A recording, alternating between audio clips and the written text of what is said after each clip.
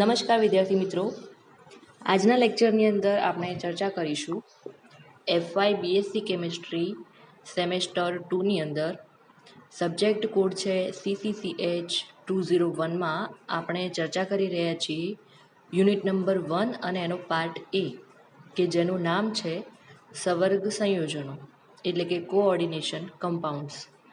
તો વિદ્યાર્થી મિત્રો, આનું આગળનો આપણે જે લેક્ચર્સ જોયા છે તો એની અંદર આપણે આ સવર્ગ સંયોજનોનું જે ચેપ્ટર છે એની અંદર આપણે EANના ટોપિક વિશેની ચર્ચા કરતા હતા, બરાબર। તો હવે તમને લોકોને ખબર જ હશે કે ભાઈ EAN કોને કહેવામાં આવે છે। EAN એટલે કે અસરકારક પરમાણુ ક્રમાંક, ઇફેક્ટિવ એટોમિક નંબર, બરાબર। તો લાસ્ટ લેક્ચરની અંદર આપણે ભણી ચૂક્યા છીએ કે EAN કોને કહેવામાં આવે છે, બરાબર। તો અહીંયા આગળ સ્ક્રીન પર તમે એની વ્યાખ્યા જોઈ શકો છો, એ છે EANની વ્યાખ્યા। એની પછી આપણે EAN કોઈ પણ આપણને મધ્યસ્થ ધાતુ પરમાણુ આપેલો હોય અથવા તો મધ્યસ્થ ધાતુ આપેલો હોય, બરાબર। તો ધાતુ આયન આપેલો હોય અથવા તો ધાતુ પરમાણુ આપેલો હોય તો એનો આપણે અસરકારક પરમાણુ ક્રમાંક એટલે કે એનો EAN આપણે કઈ રીતે શોધી શકીએ, તો એના માટેના બે સૂત્રો વિશે આપણે ચર્ચા કરી હતી। તો અહીંયા આગળ તમે જોઈ શકો છો કે એક આ જે અહીંયા આગળ છે એ ધાતુ પરમાણુ માટેનો EAN શોધવા માટેનું સૂત્ર છે, અને અહીંયા આગળ જે તમે જોઈ શકો છો એ મધ્યસ્થ ધાતુ આયન જે હોય છે, બરાબર। તો એ આયનનો અસરકારક પરમાણુ ક્રમાંક એટલે કે EAN શોધવા માટેનું સૂત્ર આપણને આપેલું છે, બરાબર। અને આ સૂત્રના આધારે આપણે અમુક એક્ઝામ્પલ પણ જોયા હતા કે એમની અંદર એમનો જે અસરકારક પરમાણુ ક્રમાંક છે એ કઈ રીતે આપણે શોધી શકીએ છીએ, બરાબર। તો અહીંયા આગળ સ્ક્રીન ઉપર તમે જોઈ શકો છો, હવે મારે ભણાવવાની જરૂર નથી આવતી। જો તમારે એ EAN વાળું ભણવું હોય તો આગળના લેક્ચરની અંદર આપેલું છે, બરાબર। તો તમે ત્યાં આગળ જઈ અને EAN એટલે શું અને EAN આપણે કોઈ પણ ધાતુ પરમાણુનો અથવા ધાતુ આયનનો આપણે EAN શોધવો હોય તો આપણે કઈ રીતે શોધી શકીએ છીએ એ તમને આગળના લેક્ચરની અંદર આપેલું જ છે। તો લાસ્ટ લેક્ચરની અંદર આપણે કંઈક આટલા સુધી ચર્ચા કરી હતી, બરાબર।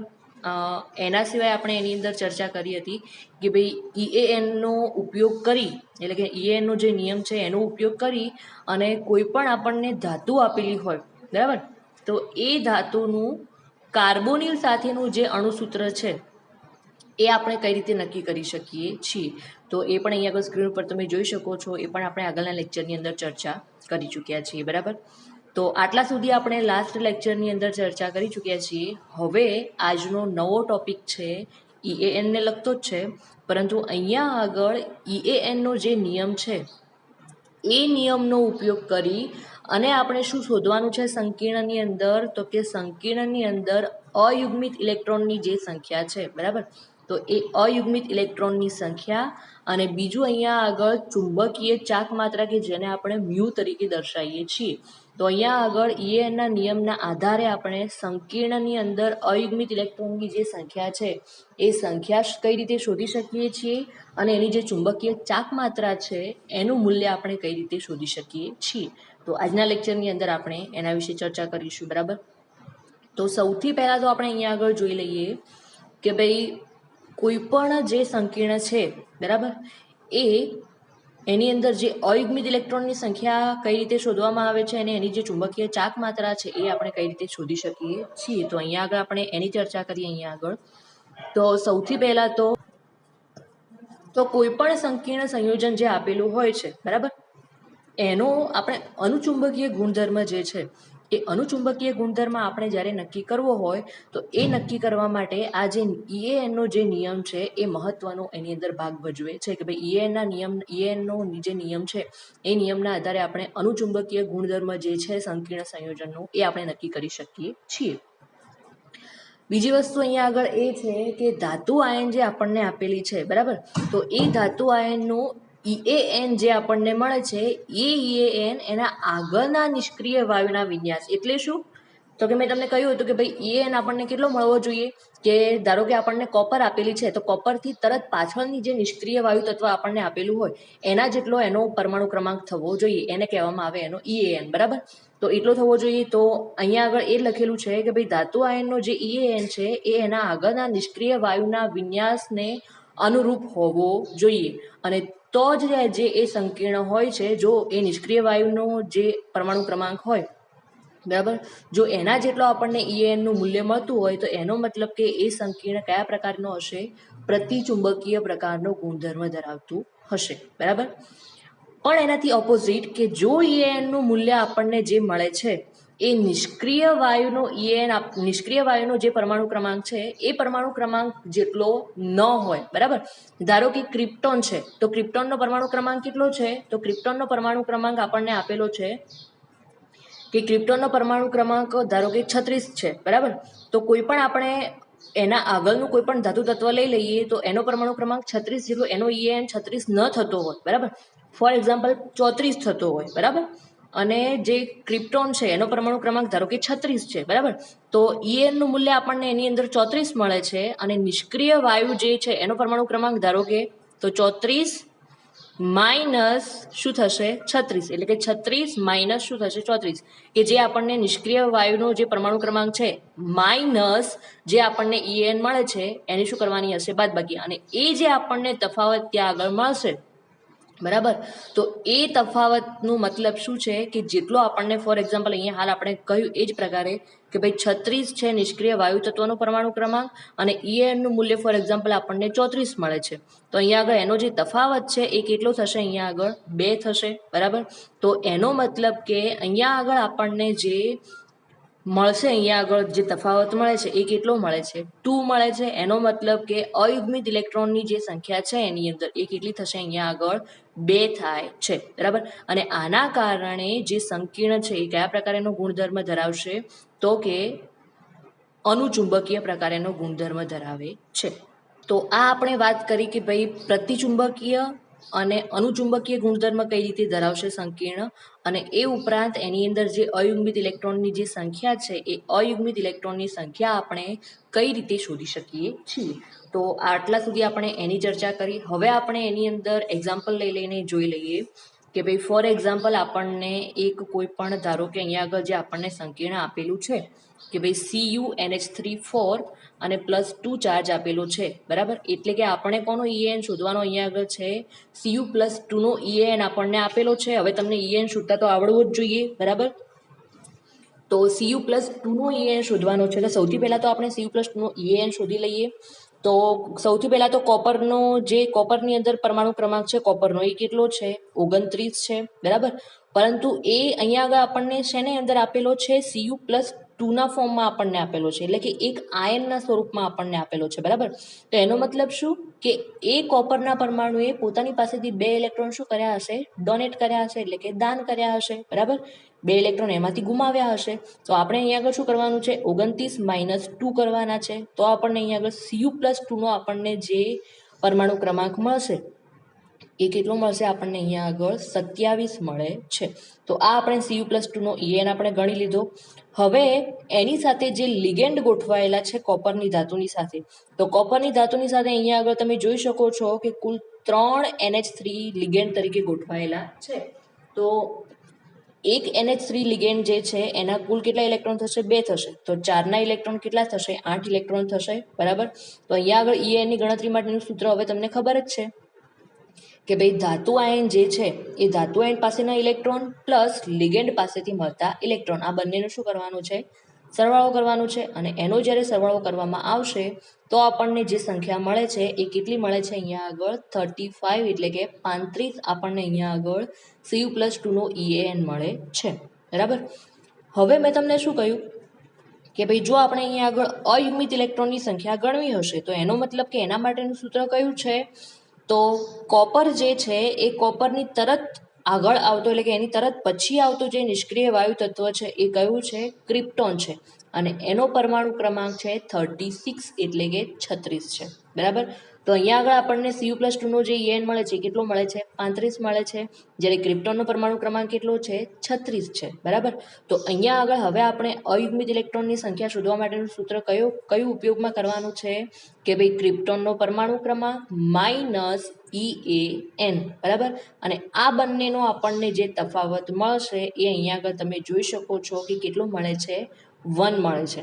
એનો મતલબ કે આ જે સંકીર્ણ છે CuNH3 4 + 2 નું જે સંકીર્ણ છે એ સંકીર્ણની અંદર અયુગ્મિત જે ઇલેક્ટ્રોનની સંખ્યા છે એ કેટલી થશે? અહીંયા આગળ 1 અહીંયા આગળ આપણને મળશે. તો આ આપણે જોઈ અયુગ્મિત ઇલેક્ટ્રોનની સંખ્યા જોઈએ આપણે સંકીર્ણની અંદર, બરાબર. હવે આપણે જોઈએ એની અંદર ચુંબકીય ચાક માત્રા, કે ભાઈ એની ચુંબકીય ચાક માત્રા જો આપણે ગણવી હશે તો એ ચુંબકીય ચાક માત્રા આપણે કઈ રીતે શોધી શકીશું. તો સૌથી પહેલા તો ચુંબકીય ચાક માત્રા શોધવા માટેનું સૂત્ર આપણને ખબર હોવું જોઈએ. ચુંબકીય ચાક માત્રા શોધવા માટેનું સૂત્ર અહીંયા આગળ સ્ક્રીન પર આપણને આપેલું જ છે કે એ છે વર્ગમૂળની અંદર સ્મોલ n ઇન્ટુ n+2, બરાબર. કે જ્યાં આગળ સ્મોલ n નો મતલબ શું છે? અયુગ્મિત ઇલેક્ટ્રોનની સંખ્યા, બરાબર.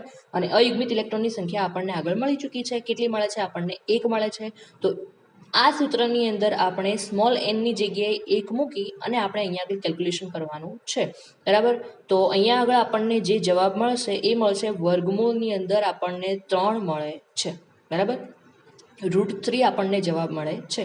અને જો એનું આપણે વર્ગમૂળ કાઢીએ તો આપણને અહીંયા આગળ મ્યુ એટલે કે ચુંબકીય ચાક માત્રા જે છે એનો અહીંયા આગળ આપણને મૂલ્ય મળશે 1.75 અહીંયા આગળ આપણને મળે છે.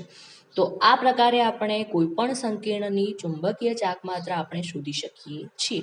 હવે આના આધારે તમને કોઈ પણ સંકીર્ણ આપેલું હોય, બરાબર. આ તો આપણે એક જ એક્ઝામ્પલ લઈને જોયું, પણ ફોર એક્ઝામ્પલ તમને કોઈ પણ સંકીર્ણ આપેલું હોય, સંકીર્ણ સંયોજન, અને એની અંદર જો આપણને અયુગ્મિત ઇલેક્ટ્રોનની સંખ્યા અથવા તો આપણને એની અંદર ચુંબકીય ચાક માત્રાનું મૂલ્યની જો ગણતરી કરવાનું પૂછે તો આપણને હવે આવડવું જોઈએ. અને એના માટે તમારે શું યાદ રાખવાનું છે? સૌથી પહેલાં તો એ સંકીર્ણનું જે EAN છે એ આપણને શોધતા આવડવું જોઈએ. અને EAN શોધવા માટે મેં તમને પહેલાં પણ કીધેલું છે કે EAN શોધવા માટે તમને શું ખબર હોવું જોઈએ? ધાતુ પરમાણુનો પરમાણુ ક્રમાંક તમને ખબર હોવો જોઈએ. જો ધાતુ પરમાણુનો પરમાણુ ક્રમાંક તમને ખબર નહીં હોય તો આની અંદર તમને કોઈ પણ મૂલ્ય તમને મળશે નહીં, બરાબર. તો સૌથી પહેલું તો અહીંયા આગળ એ યાદ રાખવાનું છે કે તમને ધાતુ પરમાણુનો પરમાણુ ક્રમાંક ખબર હોવો જોઈએ. એની પછી અહીંયા આગળ શું તમને ખબર હોવી જોઈએ? તો કે EAN ની જે ગણતરી છે એ ગણતરી કરવા માટેનું સૂત્ર આપણને ખબર હોવું જોઈએ. અને એ EAN ની ગણતરી આપણે જ્યારે કરી રહીએ તો એની પછી આવે છે, એના પછીનું સ્ટેપ છે કે અયુગ્મિત ઇલેક્ટ્રોનની સંખ્યા શોધવા માટેનું સૂત્ર ખબર હોવું જોઈએ, બરાબર. અને લાસ્ટમાં આવે છે ચુંબકીય ચાક માત્રા શોધવા માટેનું સૂત્ર, બરાબર. તો ફોર એક્ઝામ્પલ તમને એક્ઝામની અંદર ધારો કે મોટો પ્રશ્ન પૂછાય, લોંગ ક્વેશ્ચન પૂછાય, બરાબર, તો તમારે આ બધા જે છે એ કમ્બાઈન કરીને પ્રશ્ન પૂછી શકે છે. પરંતુ જો તમને MCQS પૂછશે તો MCQSની અંદર આ કમ્પલસરી તમારે બધું જ તૈયાર કરવાનું રહેશે, બરાબર. કેમ કે MCQSની અંદર આવા નાના નાના પ્રશ્નો તમને પૂછી શકે છે. ફોર એક્ઝામ્પલ તમને કોઈ પણ સંકીર્ણ આપી દે અને એ સંકીર્ણનો EAN તમને ગણવાનું કે, બરાબર, કે તો પછી તમને એની અંદર અયુગ્મિત ઇલેક્ટ્રોનની સંખ્યા ગણવાનું કે તો પછી એની ચુંબકીય ચાક માત્રા કેટલી છે એ પણ તમને પૂછી શકે છે. તો આ તમારે કમ્પલસરી તૈયાર કરવાનું રહેશે, બરાબર. EAN ની અંદર જે તમને ટોપિક આપેલા છે એ બધા જ ટોપિક આપણને ખબર હોવા જોઈએ. તો આ આપણે વાત કરી કે ભાઈ EAN જે છે એ EAN ના આધારે આપણે કોઈ પણ જે સંકીર્ણ આપેલું હશે એ સંકીર્ણની અંદર અયુગ્મિત ઇલેક્ટ્રોનની સંખ્યા આપણે કઈ રીતે ગણી શકીએ છીએ, પ્લસ એની જે ચુંબકીય ચાક માત્રા છે એ ચુંબકીય ચાક માત્રા આપણે કઈ રીતે એની ગણતરી કરી શકીએ છીએ. હવે એની પછી આપણને પેજ નંબર 26 ઉપર એક ચાર્ટ આપેલો છે જે તમે જોઈ શકો છો બુકની અંદર. અને એ ચાર્ટની અંદર આપણને જુદા જુદા પ્રકારના જે સંકીર્ણો છે એ સંકીર્ણોના EAN ના મૂલ્યો આપણને આપેલા છે. આના આગળના લેક્ચર્સની અંદર આપણે જ્યારે EAN નો ટોપિક ભણાવતા હતા તો એની અંદર આપણે EAN ની અંદર 1 કે 2 એક્ઝામ્પલ લઈને જ આપણે ગણતરી કરી હતી, બરાબર. પરંતુ અહીંયા આગળ તમે ચાર્ટની અંદર જોઈ શકો છો કે આપણને કુલ 9 જુદા જુદા પ્રકારના સંકીર્ણ આપેલા છે અને એના EAN ના મૂલ્યો આપણે કઈ રીતે ગણી શકીએ છીએ એ આપણને અહીંયા આગળ આપેલા છે. તો ચલો આપણે ફરીથી અહીંયા આગળ EAN ના મૂલ્ય આપણે કઈ રીતે ગણી શકીશું તો 1 by 1 આપણે અહીંયા આગળ જોઈ લઈએ, બરાબર. પહેલું જે અહીંયા આગળ આપણને એક્ઝામ્પલ આપેલું છે એ છે FeCN6 અને એની ઉપર ચાર્જ આપણને કેટલો આપેલો છે? -4 આપેલો છે, બરાબર. તો એનો મતલબ શું કે આ એક આયનના સ્વરૂપમાં છે. હવે અહીંયા આગળ તમારે એ નથી ગણવાનું કે ભાઈ આની ઉપર -4 ચાર્જ છે તો એનો મતલબ કે એને વધારાના 4 ઇલેક્ટ્રોન મેળવ્યા હશે. અહીંયા આગળ એવું નથી, બરાબર. પરંતુ તમારે અહીંયા આગળ કઈ રીતે ગણતરી કરવાની છે. ફોર એક્ઝામ્પલ અહીંયા આગળ સૌથી પહેલા આપણે જોઈ લઈએ કે ભાઈ ધાતુ પરમાણુ કયો છે, તો કે Fe છે, તમને ખબર જ છે, બરાબર. પછી એ Fe નો જે પરમાણુ ક્રમાંક તમને ખબર હોવો જોઈએ, તો Fe નો પરમાણુ ક્રમાંક છે 26 છે, બરાબર. અને હવે અહીંયા આગળ આવશે કે એને આયન બનાવવા માટે ધાતુ દ્વારા ગુમાવેલા જે ઇલેક્ટ્રોનની જે સંખ્યા છે એ આપણે અહીંયા આગળ શોધવાની છે. તો અહીંયા આગળ તો તમે એમ કહેશો કે ભાઈ અહીંયા આગળ તો આપણને -4 આપેલા છે, તો એનો મતલબ કે Fe જે છે એ Fe 4 ઇલેક્ટ્રોન વધારાના મેળવ્યા છે. તો અહીંયા આગળ કેમ આપણને ગુમાવેલા 2 ઇલેક્ટ્રોન આપેલા છે? તો અહીંયા આગળ આપણે શોધવાનું રહેશે કે Fe નું જે ઓક્સિડેશન આંક છે, બરાબર, એ ઓક્સિડેશન આંકની અહીંયા આગળ આપણે ગણતરી કરવાની રહેશે. અને એ ગણતરી આપણે કઈ રીતે કરી શકીશું, તો એ હવે આપણે જોઈ લઈએ કે ફોર એક્ઝામ્પલ Fe જે છે આ જે આપણને સંકીર્ણ આપેલું છે એ સંકીર્ણની અંદર હું Fe જે ધાતુ આપણને આપેલી છે એ Fe ની ધાતુનો ઓક્સિડેશન આંક અહીંયા આગળ હું ગણું તો કઈ રીતે ગણવામાં આવશે. ફોર એક્ઝામ્પલ Fe જે છે એને આપણે ધારી લઈએ સ્મોલ n, બરાબર, કે Fe ના જે ઇલેક્ટ્રોન છે એ કેટલા છે, ફોર એક્ઝામ્પલ n છે, એટલે કે આપણે n ની સંખ્યા આપણે શોધવાની છે. પછી અહીંયા આગળ Cn જે છે ને એ Cn જે છે ને એ શેના સ્વરૂપમાં હશે, અહીંયા આગળ એનો જે કિંમત છે Cn ની એ કેટલી છે, -1 છે. કેટલી છે, -1 છે. તો અહીંયા આગળ ગણતરી થશે કે ક્રોસ, અહીંયા આગળ ક્રોસ છે, Cn જે છે એની કિંમત છે 1 અને એવા આપણને કુલ કેટલા આપેલા છે, -1 છે એની કિંમત, બરાબર. અને એવા આપણને કુલ કેટલા આપેલા છે અહીંયા આગળ, તો કે એવા આપણને કુલ અહીંયા આગળ આપેલા છે, સોરી અહીંયા આગળ ક્રોસ નહીં આવે, ત્યાં આગળ ફક્ત આપણે અહીંયા આગળ હું કૌંસમાં લખીશ કે ભાઈ -1 Cn ની કિંમત છે, ક્રોસ એવા આપણને કુલ 6 લિગેન્ડ આપેલા છે, બરોબર. અને ઇઝ ઇક્વલ ટુ અહીંયા આગળ કૌંસની બહાર આપણને ચાર્જ કેટલો આપેલો છે, તમે જોઈ શકો છો કે -4 ચાર્જ આપણને આપેલો છે, બરાબર. તો અહીંયા આગળ હવે હું જો n ની ગણતરી કરું અહીંયા આગળ તો કઈ રીતે કરવામાં આવશે અહીંયા આગળ, તો n ની જે ગણતરી છે એના માટે ફરીથી અહીંયા આગળ આપણે જોઈ લઈએ કે હમણાં મેં લખ્યું હતું n -1 cross 6 is equal to -4, બરાબર, આ પ્રકારે થશે. હવે આપણે અહીંયા આગળ જોઈએ, અહીંયા આગળ ઇનટુ જ છે ધારો કે, તો અહીંયા આગળ n તો આવશે જ, ઇઝ ઇક્વલ ટુ અહીંયા આગળ n તો આવશે જ, પછી આની કિંમત કેટલી થશે, -6 થશે, બરાબર. કેટલી થશે એની કિંમત, -6 થશે, ઇઝ ઇક્વલ ટુ આપણને અહીંયા આગળ આપેલા છે -4, બરાબર. હવે આપણે અહીંયા આગળ શોધવાની છે n ની કિંમત, તો n ની કિંમત શોધવા માટે અહીંયા આગળ -4 અને અહીંયા આગળ થશે આ -6 બરાબરની પેલી સાઈડ જશે તો કેટલા થઈ જશે, +6 થઈ જશે. અને અહીંયા આગળ આપણને જે જવાબ મળશે તો 6 માંથી 4 જશે તો કુલ કેટલા આપણને અહીંયા આગળ જવાબ મળશે, n ઇઝ ઇક્વલ ટુ 2 આપણને જવાબ મળે છે. એનો મતલબ કે જે Fe ની અહીંયા આગળ ધાતુ છે એ Fe શેના સ્વરૂપમાં આપણને આપેલી છે, અહીંયા આગળ +2 ના સ્વરૂપમાં આપણને અહીંયા આગળ આપેલી છે, બરાબર. તો હવે તમને ખબર પડી હશે કે અહીંયા આગળ આ જે ધાતુ આયન બનાવવા માટે જે ગુમાવેલા ઇલેક્ટ્રોનની સંખ્યા જે આપણને 2 આપેલી છે એ શેના આધારે આપેલી છે, Fe નો જે ઓક્સિડેશન આંક છે એ ઓક્સિડેશન આંકના આધારે આપણને આપેલી છે. કેમ કે Fe અહીંયા આગળ +2 ના સ્વરૂપમાં છે, એનો મતલબ કે Fe ની ધાતુએ કેટલા ઇલેક્ટ્રોન ગુમાવ્યા છે, 2 ઇલેક્ટ્રોન ગુમાવ્યા છે. તો અહીંયા આગળ આપણને 2 ઇલેક્ટ્રોન કઈ રીતે આપ્યા છે એ હવે તમને ખબર પડી ગઈ હશે, બરાબર. તો અહીંયા આગળ સૂત્ર કઈ રીતે આવશે, સૂત્ર આપણે છેલ્લે જોઈએ. હવે તમને ખબર જ છે કે ભાઈ લિગેન્ડ અહીંયા આગળ જે ધાતુની સાથે લિગેન્ડ જોડાયેલા છે તો એ લિગેન્ડ દ્વારા જે મળતા ઇલેક્ટ્રોન છે એ કેટલા થશે, અહીંયા આગળ 6 કુલ લિગેન્ડ છે અને એક લિગેન્ડના કુલ 2 ઇલેક્ટ્રોન, તો 6 ના કુલ કેટલા થશે, 12 ઇલેક્ટ્રોન થશે, બરાબર. હવે આપણે શોધીએ En શોધવા માટેનું સૂત્ર, તો En શોધવા માટેનું સૂત્ર કયું થશે, તો કે સંકીર્ણની અંદર ધાતુ અથવા તો જે ધાતુ આયન અથવા તો જે પરમાણુ છે એનો અસરકારક પરમાણુ ક્રમાંક શોધવા માટેનું સૂત્ર અહીંયા આગળ થશે. સૌથી પહેલા તો ધાતુએ આયન બનવા માટે ગુમાવેલા ઇલેક્ટ્રોનની સંખ્યા, બરાબર. તો કેટલા થશે, અહીંયા આગળ કુલ થશે પરમાણુ ક્રમાંક માઇનસ ગુમાવેલા ઇલેક્ટ્રોનની સંખ્યા, તો કુલ કેટલા થશે, 26 - 2 એટલે કેટલા થશે, 24 થશે. અને એ 24 ની અંદર એની સાથે જે લિગેન્ડ ગોઠવાયેલા છે એના ઇલેક્ટ્રોન કેટલા છે, 12 છે. તો કુલ અહીંયા આગળ આપણને જે જવાબ મળશે એ કેટલો મળે છે, 36 મળે છે. અને એ 36 એટલે કે Fe ની તરત પછી આવતો જે નિષ્ક્રિય વાયુ તત્વ છે એ કયું છે, ક્રિપ્ટોન છે, બરાબર. તો ક્રિપ્ટોનના જેટલો અહીંયા આગળ પરમાણુ ક્રમાંક આપણને મળી જાય છે, અસરકારક પરમાણુ ક્રમાંક, તો એનો મતલબ કે આ EAN ના નિયમને પાલન કરે છે. તો એક આપણે અહીંયા આગળ જોયું. હવે સેકન્ડ એક્ઝામ્પલ આપણને અહીંયા આગળ આપેલું છે CONH3 અને એની ઉપર ચાર્જ આપણને આપેલો છે +3, બરાબર. હવે ઓબ્વિયસલી અહીંયા આગળ +3 ચાર્જ આપેલો જ છે, તો એનો મતલબ કે CO એટલે કે કોબાલ્ટ જે છે એનો પરમાણુ ક્રમાંક અહીંયા આગળ કયો છે, કેટલો છે, 27 છે. અને એને ધાતુ આયન બનવા માટે, એ ધાતુએ આયન બનવા માટે ગુમાવેલા ઇલેક્ટ્રોનની સંખ્યા કેટલી આપણને અહીંયા આગળ આપેલી છે, +3 છે. મેં હમણાં તમને કહ્યું એ પ્રકારે તમે કેલ્ક્યુલેશન કરી અને CO એટલે કે કોબાલ્ટનો ઓક્સિડેશન આંક ગણો તો એની ઉપર આપણને +3 ઓક્સિડેશન આંક મળશે, બરોબર. પછી અહીંયા આગળ તમારે એ કોબાલ્ટની ધાતુ સાથે જે લિગેન્ડ ગોઠવાયેલા છે એ લિગેન્ડના જે ઇલેક્ટ્રોન છે એની સંખ્યા આપણે અહીંયા આગળ લખવાની છે. અને છેલ્લે આપણે સૂત્રની અંદર બધી કિંમતો મૂકીએ તો આપણને અહીંયા આગળ કેટલો જવાબ મળશે, 36 આપણને જવાબ મળે છે. તો આ પણ સંકીર્ણ જે છે એ ENના નિયમનું પાલન કરે છે. એની પછી આપણને અહીંયા આગળ એક્ઝામ્પલ ત્રીજા નંબરનું જે આપેલું છે એ કંઈક આ પ્રકારેનું આપેલું છે, NiCO4. સિમ્પલ જ છે કે જેની અંદર ધાતુ પરમાણુ કોણ છે, Ni છે. એનો પરમાણુ ક્રમાંક કેટલો છે, 28 છે.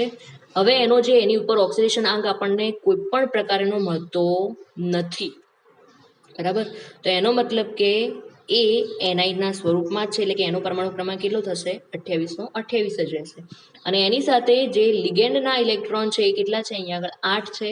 હવે સૂત્રની અંદર જો આપણે આ બધી કિંમતો મૂકીએ તો આપણને કુલ અહીંયા આગળ અસરકારક પરમાણુ ક્રમાંક મળે છે 36, અને જે ક્રિપ્ટોનના પરમાણુ ક્રમાંકને મળતો આવે છે.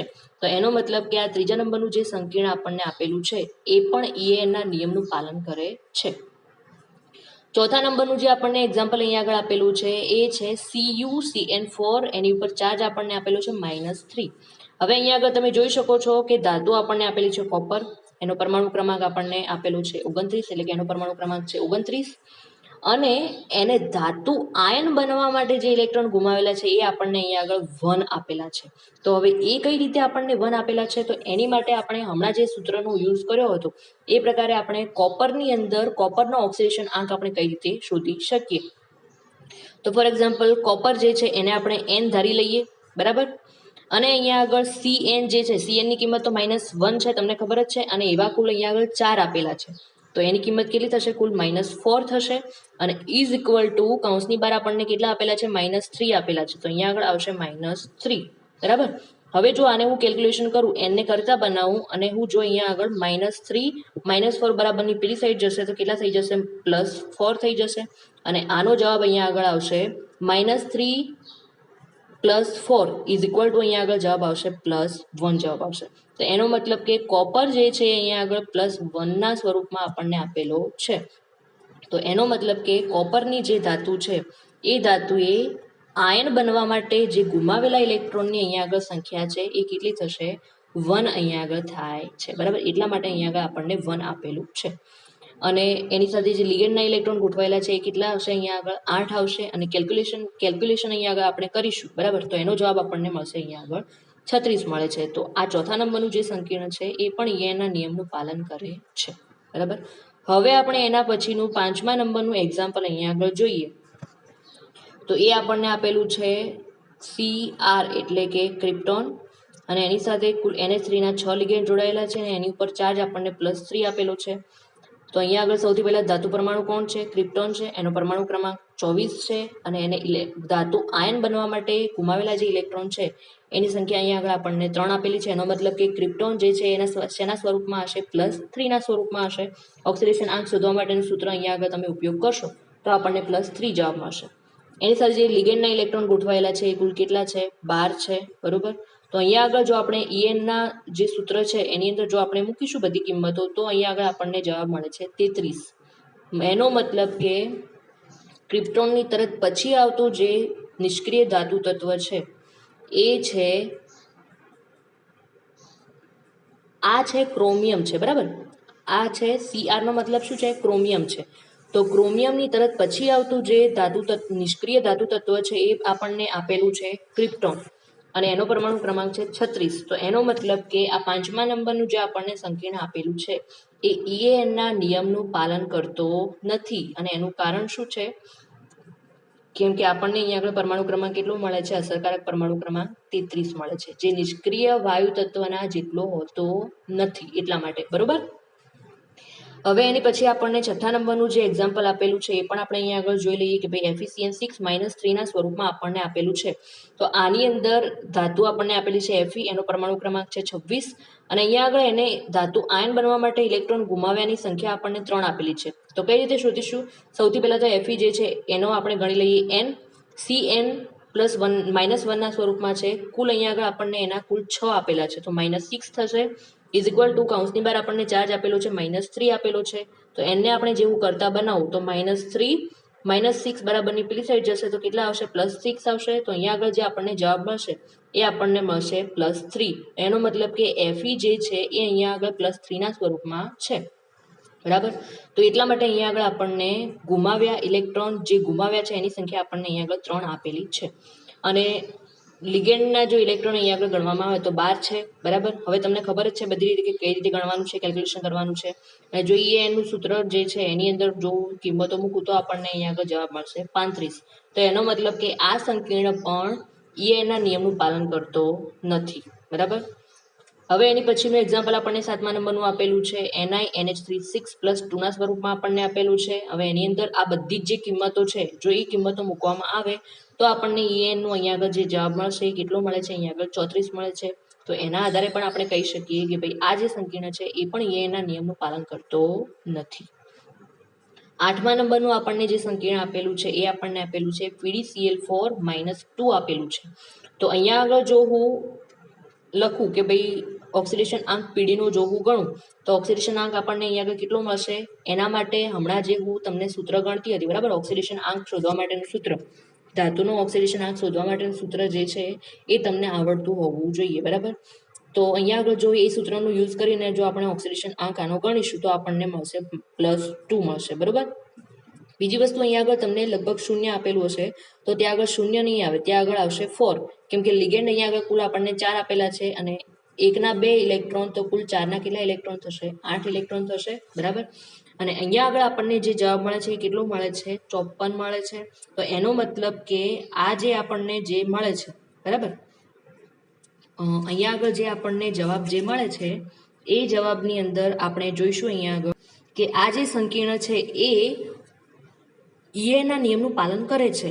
કેમ ના નિયમનું પાલન કરે છે? કેમ કે અહીંયા આગળ તમે જોઈ શકો છો કે આપણને પરમાણુ ક્રમાંક, અસરકારક પરમાણુ ક્રમાંક 54 મળે છે અને 54 એટલે કે ઝેનોનનો જે પરમાણુ ક્રમાંક છે એ કેટલો થાય છે? 54 થાય છે. તો એ પણ એક પ્રકારનું નિષ્ક્રિય વાયુ તત્વ જ છે. બરાબર. તો આ જે સંકીર્ણ છે 8મા નંબરનું એ પણ ના નિયમનું પાલન કરે છે. બરાબર. ના નિયમનું પાલન કરે છે. અને લાસ્ટ જે આપણને અહીંયા આગળ સંકીર્ણ આપેલું છે એ આપેલું છે PtNH3 4+2 ના સ્વરૂપમાં આપણને આપેલું છે. અને એની અંદર જો હું ની ગણતરી કરીશ તો અહીંયા આગળ મને જવાબ મળે છે 84. બરાબર. અને પ્લેટિનમ જે છે એ પ્લેટિનમની તરત પછી આવતું જે નિષ્ક્રિય ધાતુ તત્વ છે એ છે રેડોન. બરાબર.